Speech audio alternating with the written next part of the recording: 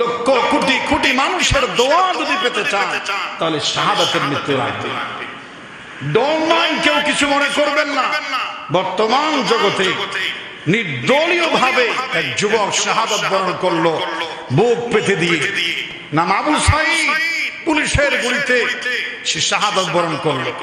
কোথাকার কোন রংপুরের গ্রাম অঞ্চলের এক অপরিচিত যুবক আবু সাঈদ, সে আজ বিশ্বব্যাপী মানুষের দোয়ার পাত্র হয়েছে। সুবহানাল্লাহ। আমি মারা গেলে জিয়াউল হক আনসারী আনন্দপুরের কয়েকজন আমাকে চিনবে, লোহাগাড়ার কয়েকজন বলবে, চট্টগ্রামের কয়েকজন বলবে জিয়াউল হক আনসারী একজন বক্তা ছিলেন, একজন হুজুর ছিলেন, একজন ইমাম ছিলেন, একজন সাধারণ মানুষ ছিলেন। কয়জন আমাকে চিনবে, কিন্তু কলেজ ইউনিভার্সিটির ছাত্র হয়ে, সাধারণ একজন শিক্ষার্থী হয়ে শাহাদাতের মৃত্যু পাওয়ার কারণে সারা বিশ্বে আজ একটা নাম উচ্চারিত হয়, শহীদ হয়েছে আবু সাঈদ। সুবহানাল্লাহ। রংপুরের সন্তান, আজ দোয়া হয়।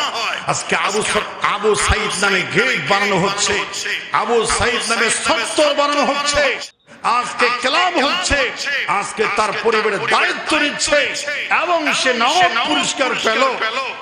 যে খবর পেলাম যে নরাধম, যে পাপিষ্ঠ পুলিশ তাকে নিরস্ত্র শান্ত যুবককে 4টি গুলি করে হত্যা করলো, তার স্ত্রী বলছে তোর মতো ফেরাউন মার্কা মানুষের ঘর আমি করি না, তোর মতো কুলাঙ্গারকে ডিভোর্স দিয়ে আমি চলে গেলাম।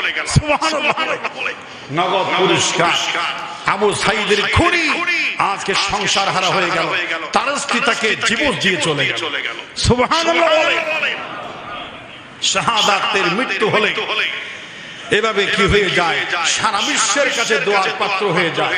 আজ জুমার দিন আমার মনে হয় প্রত্যেকটা মসজিদে একটা মসজিদ ছাড়া, গোপনে হোক, প্রকাশ্যে হোক, বাংলাতে হোক, আরবিতে হোক, ইশারায় হোক, ডাইরেক্ট হোক, ও শহীদদের জন্য সারা বাংলাদেশে, সারা বিশ্বের মুসলিম কান্ট্রিতে ওই শহীদদের জন্য হাত তুলে কোটি কোটি জবান তাদের জন্য দোয়া করবে। সুবহানাল্লাহ। আমার জন্য কয়জন দোয়া করবে? অথচ আমি কি তার সাথে কম? সে তো মাত্র শিক্ষার্থী, সাধারণ ছাত্র, ইন্টার, ডিগ্রি, অনার্স, মাস্টার্স করা সামান্য একজন উড়ন্ত যুবক। কি তার কোয়ালিটি আছে, এবং শিক্ষা অর্জন করে, কিন্তু শহীদ হওয়ার কারণে অতি অল্প বয়সে বিশ্বে অমর জীবন লাভ করলো। এটাকে বলে আহইয়া।